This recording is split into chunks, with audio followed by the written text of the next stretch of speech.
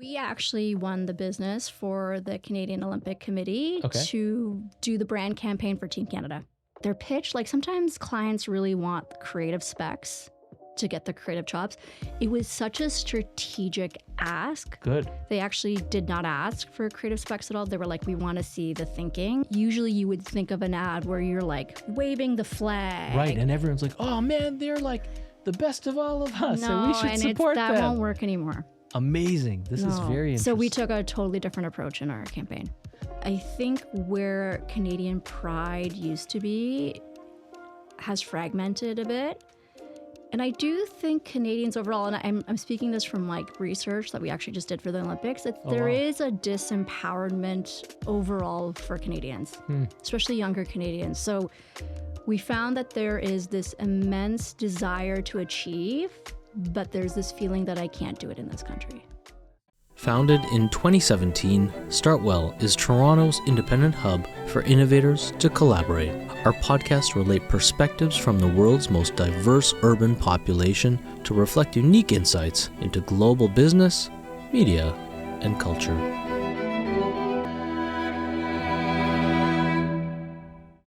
Gee, George. Yeah. Welcome to the studio. Thank you for having me. It's a pleasure to see you after many years. Oh, many years. And is this the first time you've had siblings on your podcast? You're not my sibling. No, but you had my brother on. Absolutely. I think this is the first time I've had siblings on the podcast. There you go. So for our audience that is unfamiliar, you can't watch it because it was just audio only back in the day, but one of the early podcasts from 2017. Oh my God, was it that long ago? 17 or 18. Oh, wow, okay. Which feels like decades ago now, is Jean's brother, Shane. Yep. And that was back when he was with a company called Incl. Yeah, and he's moved on since then, yeah. And back then, you were helping a fashion startup. That's the way I would describe them. Yeah, that was that's like a really interesting chapter in my life. Yeah, because my undergrad, I did finance. Oh. Because I don't know, when you grow up in the Indian community, that's what you do. It's like medicine or business. Yep. So I definitely liked business more. And so I took finance, never took a marketing course. Oh, really? So my first job was at Oracle. Wow. Yeah, cold calling. Cold calling for Oracle, sales. But I will say this, it was a good first job because they paid well. So to cold call, it wasn't because there was telecenter. bonusing. Like if you were part of any deal that landed, you would get a bonus. Wow. It was a really horrible job at the same time, but it paid well. But so did you close deals? Were you happy with calling my people to sell team, things? they were in Atlanta, and so I would have to call in to CCOs, CEOs about various solutions that Oracle had. Wow. Yeah. So I remember thinking, I'm like, this is not what I want to do for the rest of my life. But there were some people in my cohort where I could tell this was their thing. Right. And I knew, I was like, this is not what I want to do. So I actually ended up getting laid off because there was that recession. Was that 2008? Yes. Okay. And then I decided to go do a marketing certificate at U of T. And I was like, oh my God, marketing. First time taking marketing. So then Juma came along, and I think I just had this reckoning of, Jean, just do something that you want to do. Stop kind of fulfilling all these wishes of like all this pressure or societal expectations. Or community expectations, I should say. Mm-hmm. And so then I found Juma, and they were like, hey, do you want to do like our social media marketing? And I was like, great, because my class, I had to do case studies. I had to do projects. Yeah. And I was like, great, I could use Juma. And I get to work in fashion. So I get access to really cool outfits and stuff. But can I be honest about working in fashion? Yes, please. So I would always go for lunch. Okay. So, and I would ask people, hey, do you want to go for lunch? And this is what like the other girls that might be working there. Yeah. And they'd be like, oh no, I'm okay. And so like to a restaurant, you mean? Or like just to pick up food, go for a walk. And so I just thought everyone was working really hard because people just don't eat. Oh my God, they were all anorexic? Yeah. That's why they didn't want to go for So lunch? I was like, you're like, you're so antisocial. You don't want to hang out with me. No, I just thought everyone was really hardworking and busy. Yeah. And then I was like, oh, like the girl I was working with, yeah, she just ate like a tub of yogurt a day. 8 hours ago. Yeah, a day ago. that was it. That's scary. Yeah. And I found healthy. in general, that industry was like that. But yeah, access to cool clothes. I did get some really great successes on social media. And so I did use that for a lot of my projects. Nice. Got graded on it. So that was really good feedback. And then I kind of knew, okay, I was like, I don't think fashion's for me. And then also it's contemporary. Like I'm wearing black today, but usually I'm like a bright colored person. So I was like, this is not my vibe. Like I don't fit in. Yeah. Like my personality was different. And so then I interviewed at BBDO Okay. and I was hired as their first social media manager, Wow. like first ever. And I definitely wasn't the most experienced, but those projects and using Joomla, what I'd done for them from like a social media perspective, got me in the door. That makes sense. I mean, I remember it's a Joomla connection too, but Joomla, the fashion label, for our audience, it's a fashion label founded by a brother-sister team who are now based, I believe, in Shanghai. And their cousin, Khalid, Yes, yeah. was working at an XM company called Mosaic. Yeah, see, I remember him coming in. See, And that now I'm like, actually- it's clicking. Yeah. And he invited us to bid for an RFP. My company, my studio at the time, Nice. Design Guru. And that connection brought in a relationship with like Coca-Cola. And we Oh, did some work for interesting. Coca-Cola and Nestea and campus activations and XM. Oh my and God. This is a time, I don't know if people listening and watching this kind of like will remember this, Yeah. right? Everyone's of different ages, but when like Facebook was new and Yeah. likes were everything. Yeah. So we created a whole campaign for Nestea where like they had to like, it was like the Amazing Race across Canada. Yeah. But students were on campus kind of trying Right. to find things, and they would get like, if they got likes on social, Mm-hmm. it would go into this like portal, because apparently at that time there was an API for Facebook likes. Right. Yeah. So we had that like a ticker on a website. It was all this like crazy stuff to like do web and social integrated, and everyone was thinking that they would be things that would stitch together. It wasn't walled garden. Oh, it back was then. crazy how much a like in our comment was worth. Yeah. Yeah. It was the thing. Changed. You know what else is really funny about that time and the connection I made? Do you know Money Jessel? Who? She worked at Joomla as well, and now she's become this really successful Canadian Indian bridal wear and Indian wear. Wow. Like I met Designer, her there. or- Yeah, designer, creator, has like her own brand and doing really well. Wow. So I also met her there. And so now watching her business succeed has been really interesting to watch as well. Yeah. But yeah, we were both interning at the same time. Amazing. Yeah. And at BBDO, what did you find with this like beginning of social practice at the agency? So that was interesting because when you get a role that no one's ever occupied before, it means there's no blueprint. The job description's really vague. Yeah. But then it's cool because you get to make it your own. So I did, and I had a really great time with it. But the thing with social media, especially at that time, especially with no boundaries, was I was working 24/7. Because imagine social media is all the time. If someone's negatively commenting on something, like that's my responsibility, and that could be Saturday evening. Right. But because there's no blueprint, how do we deal with this? So my hours were insane. I was young, so it didn't matter. And I was just so grateful for that opportunity. But I could say after a year, I was definitely burnt out. But BBDO Proximity, which is what I was part of, was such a good first job in advertising because how big they were and how well they were doing. So I made so many great contacts. Yeah. I worked on so many cool campaigns. And it just felt really cool to be kind of in the space that I fit into. Mm-hmm. Because I wouldn't say I'm a creative, like I'm not an art director or a copywriter. I still am good at numbers, but I definitely thrive in a creative space, and I thrive with working with creative people. So that's like a very specific space to kind of try to find, like, what does that even mean? This is a very interesting topic if you want to go there, is the Yeah. business of creativity.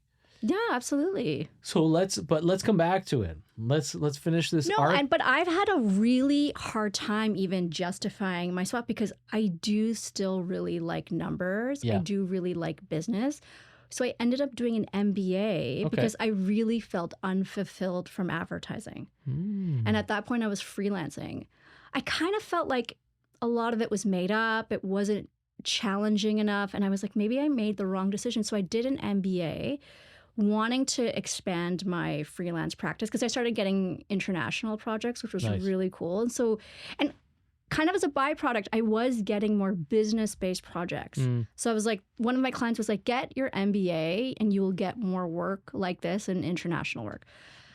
But then I did my MBA and just the people I was with, I was like, oh, I don't fit in here. Like I could keep up and do it, but I was like, I don't really fit into this Why either. was that? What didn't you fit into, do you think? There was still this lack of creativity. And just the mindset was very different. It's like an A-type, alpha Right. type of, which, and listen, I want to say not everyone in the class was like that, but I didn't feel I could fit in. Mm-hmm. So I knew it was like something amazing that I could do for myself. And where was that program? Where did you? It was at Raman. Okay. Yeah. So that's the University of Toronto. Yeah. Okay. Yeah. And so, and it was like in the executive program, and it was a traveling program. So we traveled every 3 months. Oh, it was amazing. It was such an amazing experience. But it's funny, I'm in advertising now. So I did this big kind of pivot, expecting for a change of outcome. But it just kind of reiterated, okay, wait, maybe there is a place for still advertising, but I really have to be mindful of the type of client I'm working with and who my boss is. Mm-hmm. And so the next job I actually landed after my MBA was an automotive client. So it was with Ford Automotive. I was with GTB. That was the name of it at the time. Huh. And like that was such a good fit for my skill set. It was creative, but there was a lot of data to sift through. And I loved it. And so I was like, okay, well, I did my MBA and I'm just kind of at the same spot. But it helped me understand the type of advertising agency I need to work at. And so where did you direct yourself from there? So now I'm currently at the Hive. Okay, the Hive. Tell us about the Hive. Yeah. Because it's a Canadian company. It's a Toronto. It's a Toronto agency. Yeah, and it's been around for like I think almost 25 years. It used to be down the road, right? Yeah, it used to be on King. Yes, and now they're at DuPont and Ossington. Okay. So they primarily kind of specialize with alcohol and beverages type clients and a lot of events. Leadership has changed the last 3 years, and so now they're really kind of moving into the agency space. Okay. So it's been a very interesting time for me to join because you don't always get to have that experience at the beginnings of like an agency coming together. So it's been really great. So what's your focus at the agency now? So I'm strategist, director of strategy, and I'm working on a couple of different clients. So my last agency, I worked on one, like Ford Automotive, and now I'm working on different clients again. It's very interesting. I like this idea of like, you know, okay, I'll tell you my take on kind of the marketing industry. Yeah. And especially in Canada. There's a big problem. Okay. Massive problem in Canada. Many of them. Before we started this podcast, we were talking a little bit about this. Yeah. My take on the marketing, or let's call it the advertising, the agency world, is that things haven't evolved in the last 20, 30 years. Right. You've still got a bulk of massive companies. In fact, there's a compounding problem. I think a lot of the creative independent agencies that grew in Canada through the 90s and post, Taxi, John Street, all these people, were acquired and amalgamated by private equity firms. Yeah. So you got these amalgamated... the holdcos. We call them the holdcos, like the network WPP. agencies. Yeah. And then you've got the Omnicom. independents. Yeah. And in the mix, I think what's happened is the network agencies are even more doubled down on winning tentpole business. Yeah. McDonald's, Rogers, all the monopolists in the country, you know. And the agency world is seen on the street by SMBs as something outside of their realm. Yeah. And the agency world, at least that agency world, is very poor at outbound. They don't go and try and win clients. They want clients to come to them. And they don't know, because of that, they don't have cultural, from what I've learned, they don't have much cultural competency in being able to go and sell their services. Which is interesting because what does that mean in terms of the efficacy of their creative if it's not necessarily aligned with business goals, and if it's... Well, let me take it one step further. There's also now you have consultancies like the Big Five getting into creative. Right, like Deloitte and so on. Yeah, Accenture, like Accenture Song, like they're getting into the advertising space. And it's about doubling down on existing client relationships to offer more value, right? Yeah. And say, hey, we can do this for you. You already trust us. Yeah. That's in a way like us. Like, our media business, which sits on as a way overbuilt services layer on top of meetings and events, Right.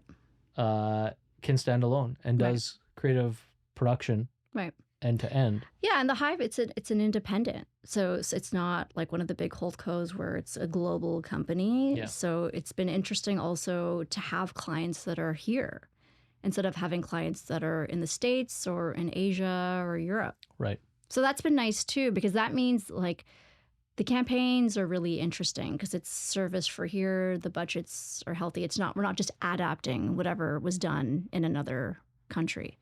Whether it's on behalf of the Hive or otherwise, what do you think is the brand of Canada currently?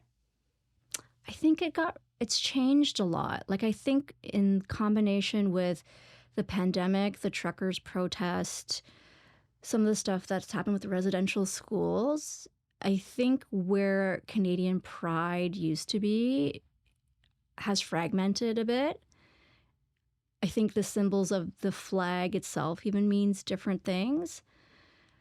And I do think Canadians overall, and I'm speaking this from like research that we actually just did for the Olympics, there is a disempowerment overall for Canadians, especially younger Canadians. So we found that there is this immense desire to achieve, but there's this feeling that I can't do it in this country. Fascinating. Yeah.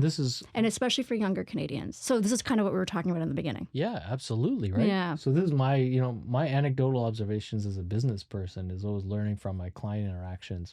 So that's like values we've uncovered from Canadians. And so when we were even thinking of the Olympics, like usually you would think of an ad where you're like waving the flag. Right. And everyone's like, oh man, they're like the best of all of us. And we should support them. That won't work anymore. Amazing. This is very interesting. So we took a totally different approach in our campaign. So sorry, what is this campaign? This was to... So we actually won the business for the Canadian Olympic Committee to do the brand campaign for Team Canada. So it actually just launched. It just launched, last week. So how did you, I guess, what were the immediate lessons from this like strategic insight exercise? The research? So we had to pitch. It was so interesting. Their pitch, like sometimes clients really want creative specs to get the creative chops. It was such a strategic ask. Good. They actually did not ask for creative specs at all. They were like, we want to see the thinking, the brains. I like that. And that's rare in Canada. And it was complicated. It was not an easy ask, which they had in their RFP. Mm-hmm. And so... well, that was in the RFP. Yeah. So you got to do some deep thinking and deep work just to try and win the business. Yeah. So Dustin Rideout is my boss, very brilliant. He kind of entrusted me to take the lead on it with him overseeing all of it. And it was like we really needed to understand, because we had the gut feeling pride is splintered. So to rally Canadians around Team Canada, let alone wanting them to view the Olympics, we had to really go about that in a different way. This is the upcoming Paris Olympics, right? This summer? When is it? This summer, it's July. Jeez. So we took a athlete-centric approach. Yeah. You don't see waving flags or anything. And what we've actually done, we've done a series of like little stories, especially within the 60-second video, where we talk about the athletes and like their human stories. So not about training or athletics. Yeah. It's like, what have they overcome? And so the reason why we took that approach, it's like, how do you make an Olympian relatable? Like, if you have a disempowered body of people, they don't want to look at an Olympian and be like, they're famous, like they're privileged, they get to train all day, like look at them. Like, but really, there's just so much going on that people don't know about. And so that makes it more relatable. They get maybe more invested. And if anything, we wanted them to be more inspired. And just now they're like, okay, if so-and-so athlete can do this, maybe I can apply that to my life. Yeah. You have to make the character of these people relatable.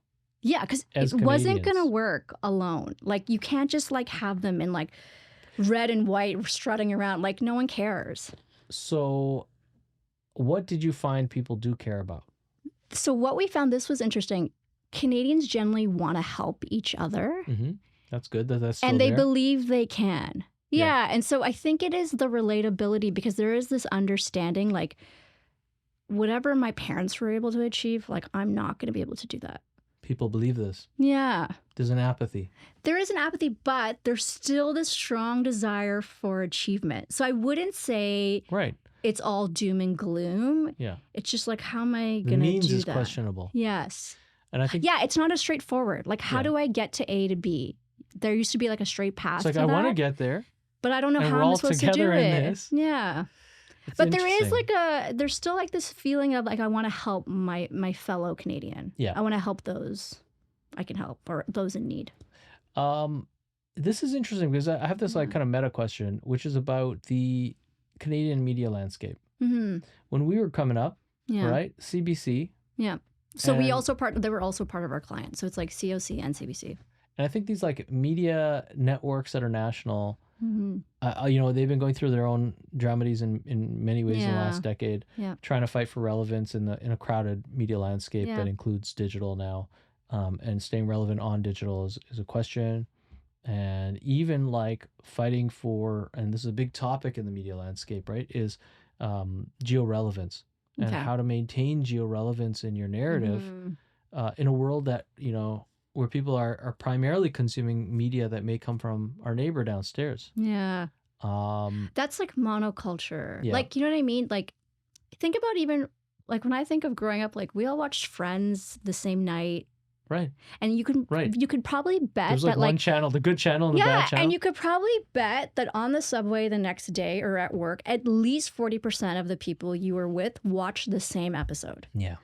That's not a thing anymore. So you need to cater to a diverse set of desires, interests, because the monoculture, it's changed. It still exists for certain events. Like, I would say like Game of Thrones captures that.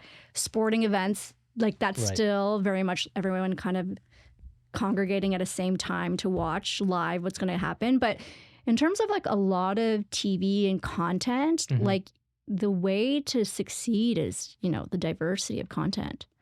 Yeah, Canada has to compete with the world for its own local audience. Yes, yeah. And then there's also that question of Canada's brand abroad and how that gets ratified. Right. In the 90s, we were the peacekeepers. Yes. I was talking to someone about this, on Friday. I know. Yeah, I was in this chat on Friday, and it came up. We were talking about the historics of a Canadian global brand and how Canada, when I moved from Canada in 91 as an 11-year-old to Kenya, amazing, and was seeing my country from a different continent. How was that? Woo! That's another podcast. Oh, interesting. How was it to move there? Like, when you moved to Kenya, then were you like proud to say you're a Canadian? 100%. See, that's one thing that has stuck. Like, when you're abroad, it's a good thing to be labeled as or to call yourself Canadian. Yeah, you put that versus flag American. on your backpack. Yeah, no, people are so happy. Yeah. Yeah, we were always seen as like New Zealanders almost. Right. Okay, there's a similar, though, kind of vibe. And it's like, we're that, but we're not that. And we're friendly and you can trust us. Yeah. And so I think that's still held, but at the same time, we've very much had our brand diluted in the last couple of decades, it seems like, abroad. And the world at large doesn't necessarily see Canada in a contiguous way, in a harmonious way. But like in the crisis in Yugoslavia, Bosnia and Herzegovina, and that stuff in the 90s, we were, correct me if I'm wrong, I don't know, any of our audience, chime in on this, but like, I believe that Canada sent the largest number of UN peacekeeper force to that conflict. Oh, okay. Out of the whole UN. Yeah. And that was literally like very symbolic of Canada's role in the world and our values. We were Switzerland of the North, whatever that meant, and of the Americas. And but anyway, like, I think being a Canadian abroad in the 90s and living in a dictatorship, right? It was the second president of the country's history that was ruling. I think the freedoms of speech that I took for granted, the flexibility also, and it's a subtle thing, okay? But I remember I was telling my daughter this, who's 6, that she loves this story. She was laughing about this. When I moved to Kenya, was in an English class, and I got put back a year because my birthday's in September, which makes no sense. No. And so a grade sixer now finds himself set apart from the world that he knows, and in grade 5, which is retrograde. And they're spelling 3-letter words in this class. Oh God, you must have been so bored. So I'm rolling my eyes. Yeah. And I'm like, and the how do you spell mom is the question. Yeah. So I said MOM. And the whole class started saying, Mom, Mom, Mom. And they're making fun of me. And I was like, what are you guys saying? Yeah. And then the teacher thought that I was, in her words, taking the mickey. Oh. That was the whole thing, learning, unpacking Britishisms, oh my God, you know? That's so funny, taking the mickey. And so she's like, are you taking the mickey? And I'm like, you know, I was laughing, but I was really concerned, you know, because I was like, I'm used to communicating, and this is what I grew up with. Canadians communicate and have the freedom to communicate. Right. And here I was being chastised in a grade below English class run by some escapee from England in East Africa. And I said, in Canada, we can spell things MUM or MOM. Color can be spelt in 2 ways. Yes. We do the American and the British. Yes. And she's like, there is no such thing as the American English. English is from England. So I think that was an interesting little anecdotal lesson to say that, like, the flexibility that Canadians have always historically tried to manage in a global identity may be less than ever today. Yeah. It's hard. Like, when I think of some of those insights we uncovered, but like there's still this desire to help your fellow Canadian, like, we do have universal healthcare, which is very different from the US. Personally, sample size of 1. Yeah. I'm happy about that. Oh, yeah. Like, I'm happy that... I wish it was better. I want it to be what it used to be. But I know if you talk to Americans, they don't feel that same feeling. And I think that that's a big feeling, because that feeling is about security. Yeah. Or no, it's like, what's mine is mine. Right? In America. Yeah. But I think that's what's hard with here. It's like so much of what's mine is kind of taxed and given out. And although I'm happy about a lot of those programs, it's like getting to a point where I was like, okay, but where does this get me as a person? Which is like, it's not collectivism, which is like a big part of you caring about everyone that's around you, and more individualism. And I think we straddle both because we also are a capitalist, like we have a capitalist type structure. You know, capitalism's big here. So how does that now kind of counter socialism? Yeah, the modern kind of social capitalism of Canada is they kind of conflict each other. They conflict each other. Yeah. But I think they conflict each other because we haven't seen an evolution in the public sector. No. The public sector is this big, chunky beast. Yeah. You know, that last I checked employed about 400,000 people in all its ranks, from municipal to federal. Right. So I think fundamentally, it seems to me anyway, that the government hasn't changed that much since we were kids in terms of how it runs. I'm not talking about politics. Yeah. I'm talking about bureaucracy. Right. And I'm talking about the means by which Canadians can help each other and contribute to that common good. Yeah. If that's the government and its role, it should almost have nothing to do with politics. Right. Yet politics have become iconographic of the government. Right, yeah. Which also means fundamentally that new Canadians, young Canadians, don't necessarily trust the government. At least in terms of trust its ability to do anything. Well, the truckers' protest, like that was such an obvious event of that. So let's spell that for our foreign audience. What was the truckers' protest? Well, it was during the pandemic. So the Canadian government, well, especially in Ontario, they were very conservative. Like there were, I think in comparison to a lot of other countries, we locked down a lot more. But that was also because of universal healthcare. Like there was only so much our healthcare system could take on, hence more lockdowns. But there was a group of people that just did not agree and really felt that their freedoms and liberties were kind of being impinged on. And so they took it in their own hands to say, we need freedom. Like I'm against this. But it was like a very particular archetype that showed up at that protest. And I remember watching it being like, oh, that's what they're using the Canadian flag for? Right. Yeah, you're kind of that they desecrating lost. the Yeah, flag. that they lost their freedom. Yeah, and it was this kind of like, Trumpism hits America thing. Yes. Where instead of like, yeah. And I'm not explaining the full story. Like, I think there were like truckers that drove from all sorts of parts of the country to Ottawa and then really like created like a traffic jam, like where no one could move and like the government was stuck in their buildings. Like, it was a whole thing.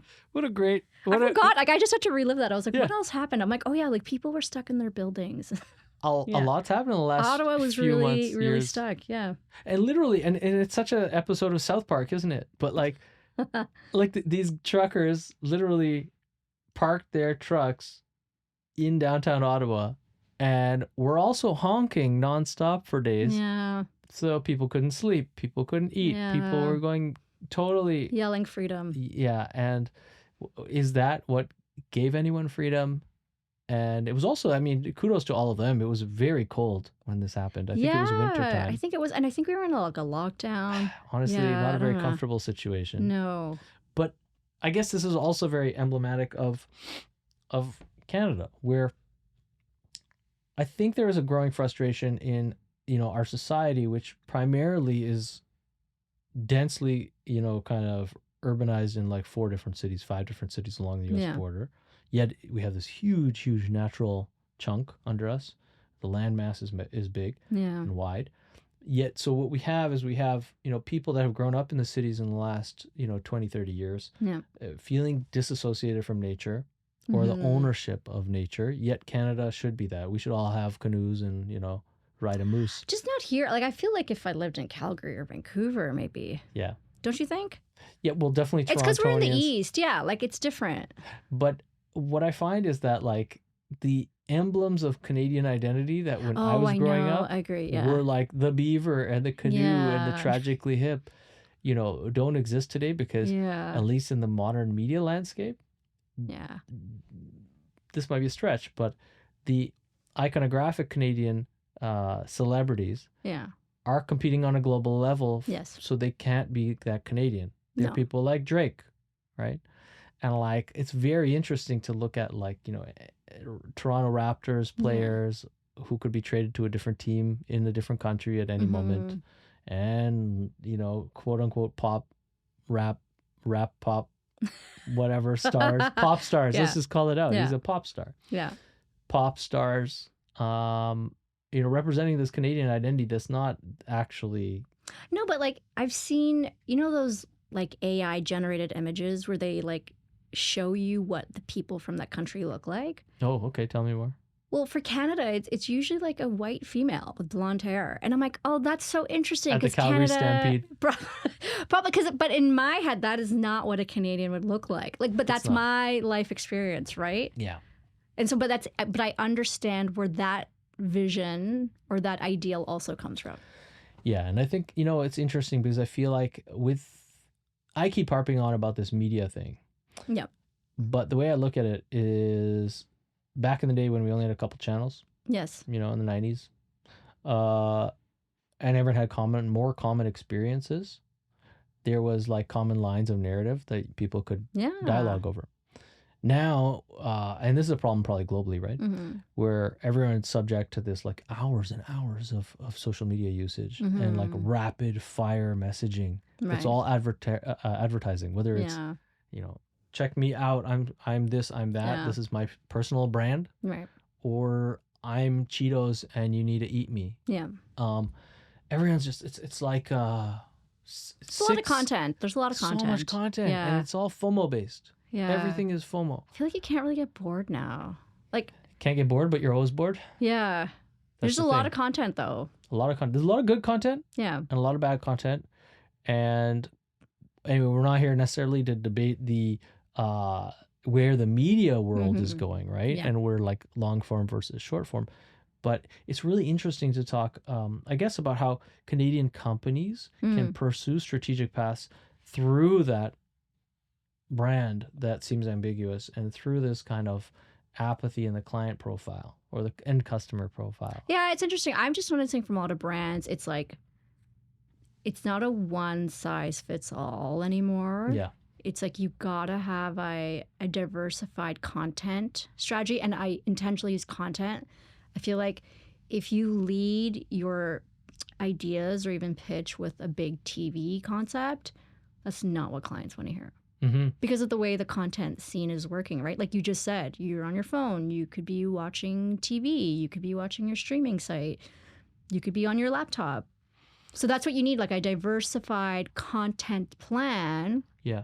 Where there is storytelling in that, but it can live in all sorts of places instead of just a 60-second spot. Right. No. And sometimes you still need that. Yeah. But I'm just noticing with a lot of clients, it's like, what's the content plan? Yeah, because I think there's this whole like spray and pray approach for like CPG, you know, like if you're a big brand, which used to be not just CPG, but it could be cigarettes back in the day or a car manufacturer today. Yep. Something that's applicable to most people. Yeah. You can kind of put it out there and hope that they know, if nothing else, they know your logo. Yeah. And they'll think of you. Right. And that's about it. But then also it's interesting that like, I think, you know, we've had these two worlds in digital in the last decade where you've got your kind of false data, which is the quest for ROI and calculable customer acquisition, performance marketing, digital ads on Google and so on. And then on the other side, you've got this kind of social media stuff, which has felt for a lot of people like the ad space of days old. Right. Yeah. You put it there, you do some kooky stuff and fun stuff to keep people's attention. Yeah. But it's not going to drive purchases unless strategically you're like selling shoes. Right. It's very difficult, I think, to drive, you know, purchase for anything under maybe $200 through ads. Yeah. And definitely not on a B2B sense. So no, then the goals are different. It's like brand awareness, brand recall, consideration, site visits. So now here's another thing. It's very difficult, I found, in Canada. Funnily enough, though we have a small population and we're centered in these few cities, it's very difficult for businesses to advertise to other businesses. Oh, okay. Because they're also, especially like I've seen this and heard this from clients that are... especially in your space, I could see you seeing this a lot more. Over us, like the physical space at StartWell. Yeah. Oh, definitely. This is a weird thing. Yeah. Absolutely. Like marketing StartWell has been a nightmare for me. Yeah, I can imagine. Yeah. Every client loves what we do. Yeah. Whether it's on the media side or it's on the space side. They have a great experience. Yeah. It's very unique and it's very boutique. Okay. And everyone loves it. And we have a high propensity for clients to come back. Okay. Which is phenomenal. Great. Yeah. But it's a race against the clock constantly because like with the pandemic, of course, there was no business for 2 years. Then the Rolodex has changed because... Did you ever in those 2 years be like, I should just fold? Oh, I literally had a call with a friend of mine who owns an insurance company. She just sold her insurance company. Do you know Yafa from Benaplan? No. She's cool. You like her. No. Yeah. But we were just talking about this and I was unpacking the story for her where in 2020, the funny thing was everyone went. Yeah. All customers, like overnight. Yeah. Right? Offices just and it was stopped. long. Like it wasn't 6 months, it was 2 years and something, you know? People stopped paying rent immediately. Yeah. Even if we had a contract. And their response was like, sue me. And I was like, I'm a good guy. I'm not going to sue you. Great, I wish you the best and don't die out there and stay safe. Yeah. And hoping, you know, that they'll come back. And for all our meeting and event deposits, because we charge up front, I gave all that money back. Right? Oh, okay. And I was like, hey, because originally we didn't know how long it was going to last. And I was like, you know what? Just like come back to us in 6 months. Yeah. And then it went on and it went on. And very quickly, one of the things I did, which is interesting, is I doubled down on my business. Like this is a... Oh, that's smart. That's actually what you're supposed to do. Well, it's tough as like a bootstrapped owner-operator thing. No, but like in economics, that's when they say you should double down. Yeah. Because if you go quiet, that actually then you never catch up to when things... Because everything does usually come back. Eventually. Yeah. So my take on it was, I don't know what that timeline is. No. But I've got to survive what we have, which is the real estate. I didn't want to pack up. Like. So you knew. You were like, I'm just going to hold out. It's going to come back. Yeah. Okay. Yeah, because I'm a little crazy and I have a high pain threshold. Yeah. Personally. So I was you have to be an entrepreneur. You know, especially in Canada. Yeah. Because like the brief time I was a freelancer, like you really need to be okay with ambiguity. Like if you're not, don't even bother. Yeah. It's all uncertain, especially post-pandemic. So for me, it was like I went out, we raised a bunch of debt. Yeah. Or I shouldn't say we. I raised a bunch of debt. Yeah. Great. And what was that debt for? To pay rent. Oh, wow. Okay. And add insult to injury. It's unfortunate, but the way that the government rolled out its kind of commercial rent subsidies, Yep. it wasn't 100% subsidy. It was a partial subsidy that the percentage was changed with whoever was managing the program. Because first it was the mortgage corporation. Yep. Then it was the CRA. I don't know if there was someone else in the mix. But the percentages changed. Like, hey, we're gonna subsidize 75% of the rent. We'll pay to the landlord. Yeah. And then we'll just get the 25% of the tenant to pay directly to the landlord or whatever. Right. Then it was like, okay, well, the tenant's going to pay the CRA. Then we'll reimburse the tenant and they can pay the landlord. So landlords were very unhappy. Right. And then at the same time, we were always paying 25 or 35% of the total exposure on the rent, Yeah. plus 100% of the GST owing, because the government still wanted us to collect the tax. Yeah, of course. Yeah. On what? We couldn't. Yeah. So essentially, all small businesses were raising debt to pay the government tax to survive their real estate if they're relying on real estate. So for me, it was very expensive. Yeah. And then 2022 was not really worth mentioning for transactional volume. Okay. 2023. Oh, and you would have had a really small young daughter at that time. Oh yeah. Personally, it was very stressful. Yeah. Sorry, I just did the math. I was like, oh, that's like a time and a half for you. Yeah. Okay. And then last year, 2023, it was cool because we were solidifying, at least in terms of what the offering to market was, because I had pivoted from co-working and office now into on-demand meeting and event space with studio stuff. Right. And very interesting because obviously it's like a product offering that's in demand that people want, but how do you reach them? So coming back to this marketing problem, where like, a lot of effort and sweat and money and tears has gone into keep surviving, really. Yeah. But the offering is stronger and better than ever before and unique in market. Yeah. Such to the point that we literally have 30% of our sales come now from people converting in a recurring business. Oh, great. So that's a really good metric. Yeah. Everyone's happy. And that's what you want, reoccurring. You want it. But like instead of you hustling every month, which I know you're still doing, but. Yeah. And so the goal is like that gets to like inbound. Natural inbound should pay for the business. I don't want to be in the business of surviving my business. I want to be in the business of helping people through our product and service offering. Yeah. I just want to be running things.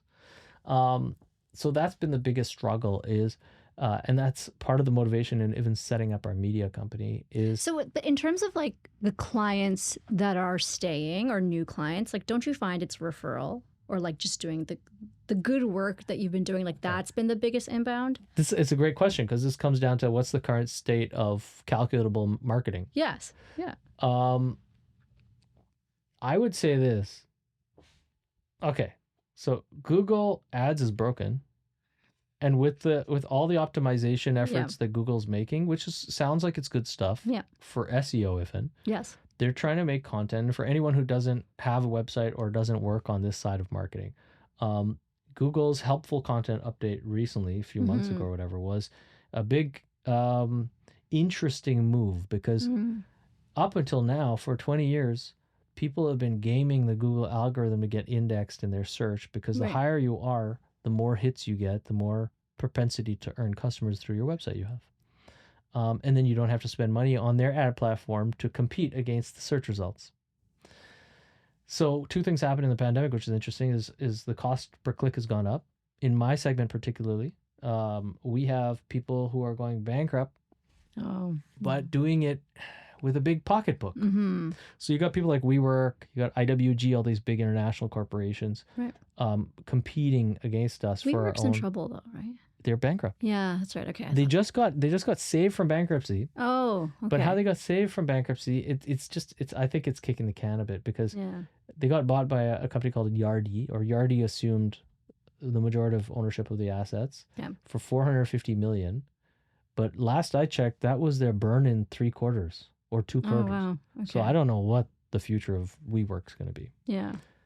But anyway, the point is like, it's funny because not only have I pivoted the company to survive, right?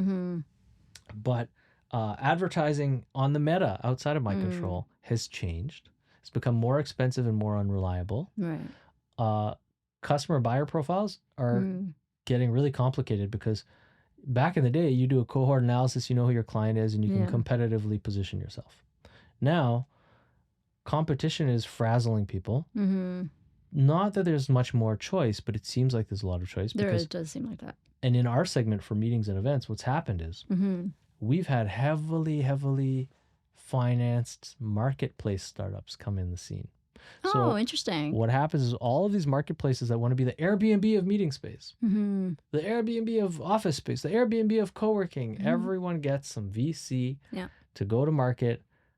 And what they're doing is they're trying to spend enough that their SEO and their SEM strategies outrank the people that list on their platform. Okay. So they push us down to get the customer's eye line above us to bring them into their e-com purchase flow and keep 20% from us as the booking commission. Oh, okay. So what this does is essentially it's anonymizing the independent service providers. There's all these rules on these platforms, like you can't use your own brand. So now... Then how do you survive or gain... They're cannibalistic. Let's call it what it is. It's completely cannibalistic. And the problem is... Or they're trying to monopolize. Like... Yeah. Yeah. And the problem is that these are not sustainable businesses. These are not real businesses. These are businesses that their 20% fee can't pay for their cost of operations. And they're not going to grow enough to be able to raise the next round. A lot of them will die in the next 3 years. So yet they've frazzled the willingness to pay from customer, the customer expectation of product relevance. So you have a lot of customers coming through the marketplaces thinking that we belong to that marketplace. Right. They also think that there's 20 other vendors in market like StartWell. There really isn't, though. Yeah, there's perception that there is. And so it takes someone's experience to win them over. We hear this a lot. People will book here. Then they'll say, okay, and we're like, okay, when do you next have a meeting? And they're like, well, we'll give you a shout. Yeah. 6-12 months later, we get a message back saying, oh, we want to book this session. We're like, oh, where have you been all year? And they're like, oh, we tried 20 different places. They all sucked. They were horrible. My CEO was garbled on a Zoom call to our But that's part of the sales process sometimes. It's like, okay, you found a cheaper version, go try it out. Great. We'll be here. In this stratified market, being here is more difficult. Oh. So you don't want to rely, as a vendor, you don't want to rely on the customer that doesn't have faith in your product and services being the best thing for them. Totally. I don't want to feel bad that those people are going somewhere else and they will have a bad journey. I feel like I want to help them. Yeah. I don't feel negative towards them. It's just that I know that they'll be happy here. So it's like, just come here. It'll be easy. It's like going to your same place for pasta on Thursday. But it's critical infrastructure is what we provide for collaboration. Right. So people can't be blasé about its relevance on their bottom line. So there's that. But so advertising has been a bit frazzled. It's become a crowded place to try and get attention. You're right. Then referrals. Now this is the thing. I've always found that word of mouth is the greatest tool. And referrals, the greatest tool for even as an independent agency, I've found it's just when you do good work, that's when we get a lot more calls. Yeah. Interest. So the tough thing with this business is that, so even on the media side, so what I've done, which is crazy, is built an end-to-end model for corporate video production. We're taking literally a Hollywood studio approach, micro-formatted, to create any kind of conversational or direct-to-camera type of content with optional in-room audience. Who's your client base for that? Okay. B2B. I'll just say a bunch of names. Yeah. VaynerMedia. Oh, yeah. Gary Vaynerchuk's media company. Yeah. That makes sense. Not that they're going to come back every day. No, but still, it's good. We've got Lactalis. They're here upstairs today. Oh, nice. Okay. Milk company, right? Dairy company. Yeah. Their corporate executives, their sales team, they use us. We've got occasional use from Mercedes-Benz Canada. Cool. Linda and Sprungli. Okay. We've got the list goes on and on and on. Okay, interesting. Okay. So what's really cool is these are all companies that at least internally have the conviction of a need to gather in person. Mm-hmm. And the truth of the matter is, especially because the bulk of them are executive teams or leadership involved teams, they understand that critical infrastructure is critical infrastructure. Right. And it's expensive to outsource that. So we're finding this a lot where if a team a company has downsized or cross-sized their office holdings, and even is battling against this distributed workforce question, teams may not come together in person even if they have the real estate dedicated to the purpose. Yeah. So incenting them to do that in a fun way once in a while, which is like an offsite at StartWell, is encouraging to culture. Yeah. Allows them also to animate the experience by going out to a restaurant or go play ping pong or go to an escape room afterwards. It's fun. I was resistant to going back to the office. Like the office, they mandated like 2 to 3 days a week. But then when I go, it's great. Yeah. Like I do enjoy it, and it does help foster relationships, and it's fun. And I think also it's like the thing that... But sometimes it seems like you're already taking so much from my life. Can I just work from home? Right. Now because then there's personal demands, but then it actually works out. But see, there is a fallacy in that realization. And this is now a kind of a, what do you call this? This is an idealist's perspective, okay? Okay. Because look, we live in Canada, and we've already painted some of the picture, which is statistically backed up by your research. It is, yep. We are in a situation where, unfortunately... Disempowerment, that would be the word. Yeah. And yet, in a utopia, you know, everyone in an organization would have buy-in to the shared culture. They would have a voice at the table. Yeah. And they would have not only that voice manifest in the environment of work becoming more furtive to how they want to work. Yeah. But a shared mission. If everyone at a company had a shared mission and they felt empowered through contributing, they would want to do that together because it would be fun. And unfortunately, I think we're in this like post-industrialist kind of workforce mentality in white collar in Canada. And definitely in Toronto. Look, I mean, ever since I moved here in 2005, I've seen this where the honeycomb of the financial core, you know, has worked for this kind of beehive mentality. But now I think we do have an opportunity. I've talked to a lot of people and culture leaders in all sorts of industries that have said, you know what, we're hip to this. You know, we're hip to like making it cool for people to be together. There's offsites and stuff, but also I've talked to some people that are like, we got a lot of budget from leadership to turn our office into a rec center. Oh, cool. So it's like, don't come here to work if you don't want to. Yeah. Right? Come here to socialize. Come here to hang out. Come here to like noodle on a problem with your colleagues. Yeah. Go back, do your laptop stuff in your basement if you want. Yeah. But... Which I am grateful for. There are things that I do find more productive at my home. Yeah. Yeah, that's cool, right? Yeah. Wherever you're comfortable and you can do your thing. But I do find a lot of value working with my colleagues in an office. Or just like getting to the office and seeing people, getting out of my house. Like it's a good thing. Because ultimately, look, I'll say this. From 2005 when I moved to Toronto till 2014, I think, I worked for one of the largest distributed teams in the world. Okay.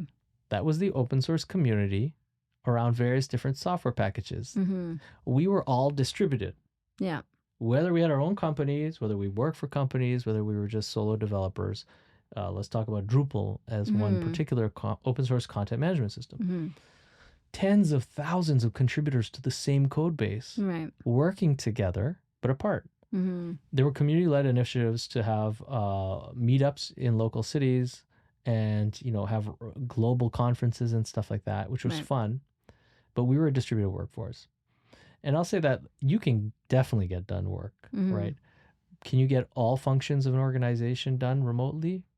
Maybe not necessarily. It's fun. I still kept a studio or an office, even though I was working on this stuff with people remote, because I felt the need to socialize as the way that I did business. Right. You know, because I was doing everything. I mean, sales, marketing, partnership formation, meeting clients in person, all this stuff. But I started to realize, like, I had my son, and I think for me, it was just so much more load. Like, there was this in my head, I was like, if I'm just home, I can get things done easier than working all hours of the day. But then I realized, like, there was a lot of people who, like, don't live with anyone and they need to get to an office. Like, they actually need to see people. And I was like, oh, that is really important. Like, I didn't think of it from that way. Yeah. No, it's very interesting because I think there's a couple issues here, but they're definitely not as frontal lobe as we'd want them to be. Right, yeah. Yeah. Like, something shocking. And for anyone who's listening or watching that has not been here to this campus in downtown Toronto, StartWell is in a heritage building I don't know. Oh, it is. I didn't know Well, that. I don't know if it's literally designated that, but it's Because I was like, you can't really do a lot if it's a heritage building, like structurally change in it. Toronto, you can do anything you want. Oh, interesting. Okay, I Honestly, didn't know that. Yeah, Okay. nothing's protected. Okay. You literally put up steel scaffolding to hold the facade of the building together, And then everything else is a good game. or you take it apart but put Yeah. it back together again, I see. Okay. or rebuild it in a way that looks like it used to look. Mm, There's a lot of flexibility. yeah. It's not- Loopholes. Yeah. Okay. Loopholes. Yeah. But the point is, this building is a brick and beam building that's been here for at least 100 years. Yeah. And but we're on the other side of the street, facing and looking into our windows is a row of condos, right? Mm-hmm. And the urban density in this neighborhood is Oh, I one of the know. densest in the whole city. Yeah. Yet this Yeah. is so fascinating to me. Coming out of the pandemic, I had been now for 2 years. Let's call that 2020, 2021. Ooh, and 2022. Let's call that 3 years. Yep. Looking at all these people in their homes Mm. and thinking, wow, these fellows will enjoy coming across the street. Let's keep co-working as one of our SKUs. We were going to kill it. And I Yeah. kept it alive because I was like, Yeah. people need to get out of the house. Yeah. That's literally Well, why especially like a condo. and that's why we have co-working still. Great. We've Okay. limited our square footage allotment to it. Makes sense. But Yeah. we only have maybe 20 members. Okay. We've never been able to post-pandemic grow beyond that. Mm. And this is fascinating to me. Partly it's about creature comforts, Yep. fear paradigms, Yeah. employer unwillingness to subsidize Mm. office, Right. which is a big topic not many people are talking about. Right. But in Canada, in my survey of talking to, let's call it soft survey, right? But like 100 plus companies of different Mhm. industries, there is this, if we have an office, you should go there mentality. And if there is co-working, we'll give you $150 a month, which doesn't pay for real estate. No. Yeah. Pre-pandemic, everyone was spending $1,000 plus per head Mm-hmm. on fixed infrastructure. Right. And that budget's been slashed so far. Yeah. So I find that very fascinating that like it takes this kind of corporate will Mm-hmm. to subsidize workplace.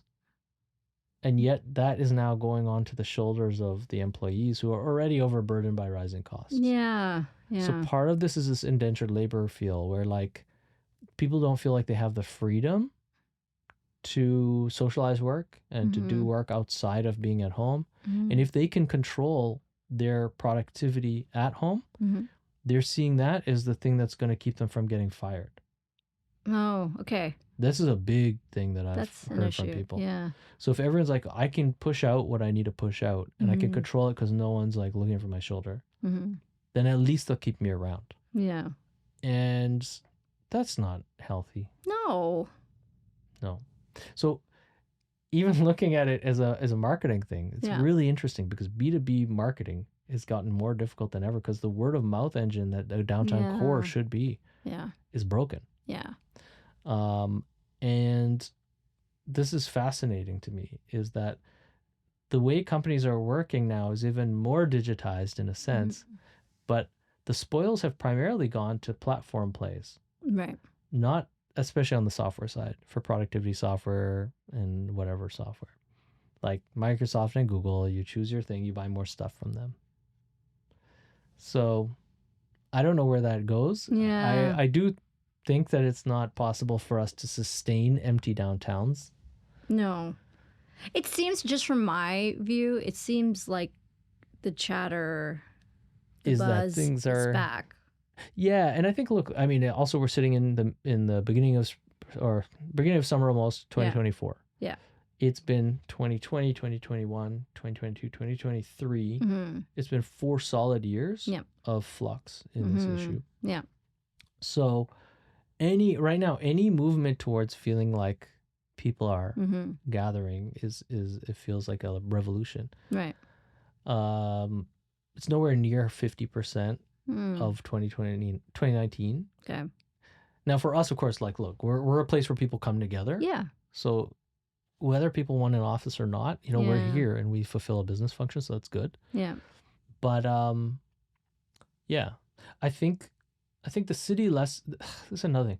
Living in a city that's becoming more expensive, Mm-hmm. that feels like it's giving you less, Yeah. is very difficult to swallow. Well, I know, and even like if people are moving out, like the Gardner, what is it, 1 lane right now? Oh, is it? Yeah. You know what I mean? And then it's like, okay, how's our public transportation system? And Yeah, Eglinton Crosstown's not done yet, eh? no. So you know what I mean? It's like then, okay, you can't live in the city. You want the desire to own. Right. You kind of need to go far out. Yeah. Driving into the city is very difficult. Well, aren't we at a point now where the highest number of homes are available for purchase in the last decade or something? Is it? I don't know about that. Yeah, because the house prices are now like everything's over $1 million per Yes. house, Yeah. and no one can afford them because of the interest rates and because of, being over leveraged, Yeah. especially in Toronto where we have the highest household debt in the country. Mm-hmm. Yeah, it's problematic. So people aren't turning over. The housing market's not turning over, and yet we have a housing crisis. Yeah. So there's all these problems. But yeah, so I'm hopeful because here, I'll tell you something that we see here, which is really interesting. As corporate teams come together to collaborate and do their thing, they are like the teams themselves are happier than ever being together for a half day or a full day. They love it. Or multi-day. Yeah. Offsites are awesome. Everyone loves them. And what they love especially is intermingling with other people while they're here. Yeah. So it's so cool when you got like other businesses. Yeah. Oh, interesting. Like brand new people, like instead of their employees or like peers, like Yep. their coworkers. Yep. Okay, interesting. And this is a fascinating thing where But don't you think that's also a function of like the type of businesses that work here? Like they're the similar like personality, similar archetype? No? Oh, okay, that's interesting. outside of the want to come together in person, because we might have teams that are like sales teams meeting with a coding team building a blockchain gaming platform. Okay, yeah, that's different. Okay. With banking executives, with vice presidents from asset management companies. Yeah, okay. So it's really everyone. But what I'm finding is a want for pedestrian downtown experience that is urban and street level. Right. That isn't skyscraper level. Right. And that isn't just blocked up by traffic and construction. Yeah, true. Okay. So people really love coming down here for the offsite. They meet each other. They feel like that, like we're kind of meeting new people. We're talking. Like people don't want to be trapped at home, excluded from the potentiality of socializing in a daytime context. Some people like it though. Yeah. I don't blame them.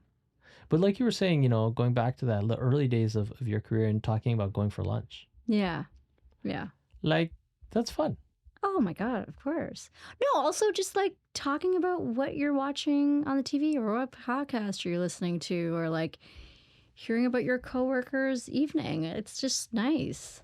So what's your take on, if there is a take, on if the B2B market is a little bit like, or let's say reaching audiences is difficult, right? It's becoming more difficult.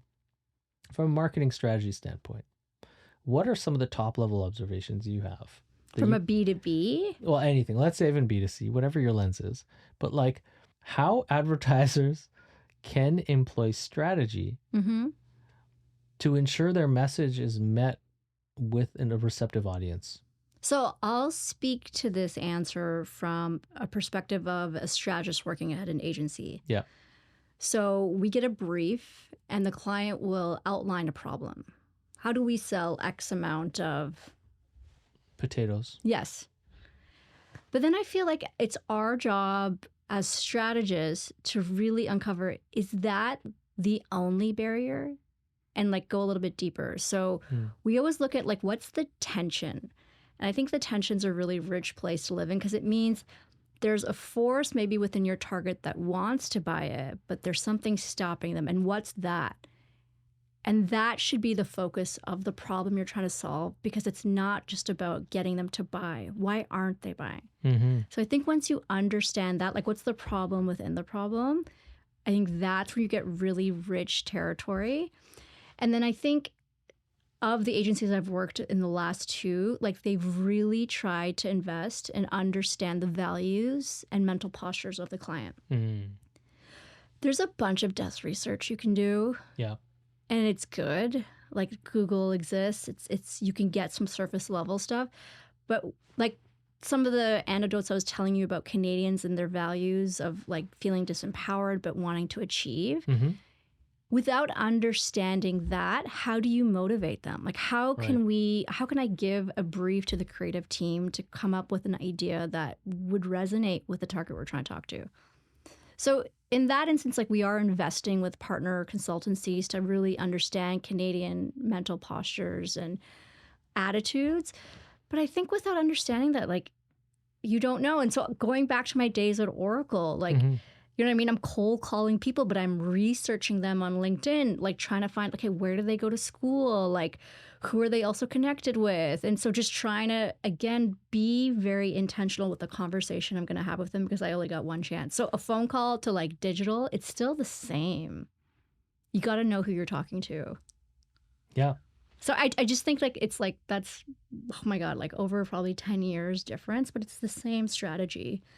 Yeah, I think so. I think that's there's a lot of information out there. So I think it might give people this like idea that, oh, it's just find it. It's on the internet. But it's like it's so vast. It's too broad. You have to know what you're looking for. You need to know how to synthesize it and how to distill it into like what's the insight. actual problem? Yeah. What is the real problem? And then who is it that you're trying to convince? And what do they believe about the world and those around them? Right. That's what I think a really good brief is about. And that's when I think you get into really interesting creative ideas. Nice. Jean, it was a pleasure. Oh, thank you. This was great.